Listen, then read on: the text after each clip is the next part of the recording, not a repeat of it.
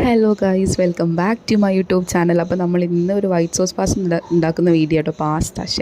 Pasta ഉണ്ടാക്കുന്ന video ആട്ടോ ഇടാൻ പോകുന്നത്. കുക്കിംഗ് വീഡിയോസൊക്കെ ഇട്ടിട്ട് കുറേ കാലമായി, വീഡിയോസ് തന്നെ ഇട്ടിട്ട് കുറേ കാലമായി തോന്നുന്നു. അപ്പോൾ നമ്മളിങ്ങനെ, എനിക്ക് പൊതുവെ ഇങ്ങനത്തെ ഫുഡൊന്നും വലിയ ഇഷ്ടമുള്ള ആളാണ്, പക്ഷേ കുറച്ചൊക്കെ കഴിക്കുന്നുള്ള രീതിയിലാണ് നമ്മളിങ്ങനെ വൈറ്റ് സോസ്. ഞാൻ ആദ്യമായിട്ടാണ് ഈ പാസ്ത എന്ന സാധനം കഴിക്കുന്നത്.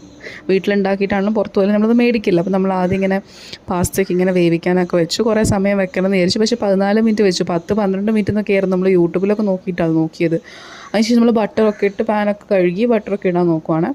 ശരിക്കും നിങ്ങളിങ്ങനെ കമൻറ്റ് ചെയ്യുക, പാസ്തയൊക്കെ ഉണ്ടാക്കുന്ന വേറെ ഐഡിയാസ് അറിയെങ്കിൽ, അല്ലെങ്കിൽ പാസ്ത നിങ്ങൾ കഴിച്ചിട്ടുണ്ടെങ്കിൽ എങ്ങനെ ഉണ്ട് എന്നുള്ളത്, ഇനി എന്തെങ്കിലും മോഡിഫിക്കേഷൻ വരുത്താനുണ്ടോ, ഇതിങ്ങനെ തന്നെയാണോ ഉണ്ടാക്കേണ്ടത് എന്നൊക്കെ ഉള്ളത്. അത് അമ്മയോടെ ഉണ്ടാക്കുന്നത്. എനിക്ക് കാര്യം പറഞ്ഞാൽ ഈ കുക്കിങ്ങിനോടൊന്നും വലിയ ഇഷ്ടമില്ലാത്ത ആളാണ്, പക്ഷെ എന്നാലും ഇഷ്ടമാണ്. ഇങ്ങനെ വെറൈറ്റി ഓഫ് ഐറ്റംസ് ഇങ്ങനെ ട്രൈ ചെയ്യാനാണെങ്കിൽ ഓക്കെയാണ്.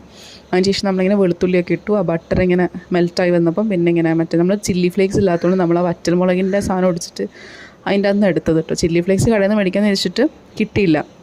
ഇത് തന്നെയാണല്ലോ ഇത്. പിന്നെ നമ്മൾ മൈദ ഇടുവാണ്. മൈദയൊക്കെ ഇട്ടിട്ട് ഇങ്ങനെ, എനിക്കിങ്ങനെ ഇളക്കുന്ന പരിപാടിയൊക്കെ ഭയങ്കര ഇഷ്ടമാണ്, പക്ഷേ ഇത് ഒറ്റയ്ക്ക് എനിക്ക് ഉണ്ടാക്കാനുള്ളൊരു കോൺഫിഡൻസ് ഇതുവരെ വന്നിട്ടില്ല. അതാണ് ഒന്നാമത്തെ പ്രശ്നം. അപ്പം നമ്മളിങ്ങനെ ഇളക്കി കൊടുക്കുന്നുണ്ട്. ഫുഡ് എന്നൊക്കെ പറഞ്ഞാൽ ആർക്കും അത്യാവശ്യം കാര്യമുള്ളതാണല്ലേ ഫുഡ് പൊതുവേ. അറിയില്ല, പക്ഷേ എനിക്ക് എന്ന് വെച്ച് കഴിഞ്ഞാൽ ഇങ്ങനത്തെ ഐറ്റംസിനോടൊന്നും വലിയ താല്പര്യമില്ലാത്ത ആളാണ്.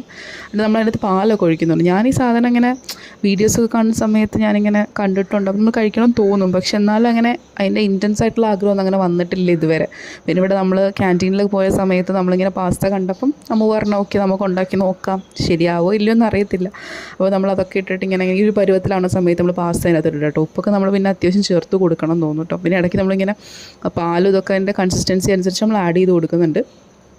നമ്മളിങ്ങനെ പാസ്തയൊക്കെ ഇട്ടു, നമ്മളിങ്ങനെ ഇളക്കുവാണ്. നമ്മൾ പാസ്ത വേവിച്ച് വെച്ചത് കുറച്ച് അധികമായി പോയതുകൊണ്ട് നമ്മൾ പിന്നെ കുറച്ച് അഡീഷണൽ മാറ്റി വെച്ചു.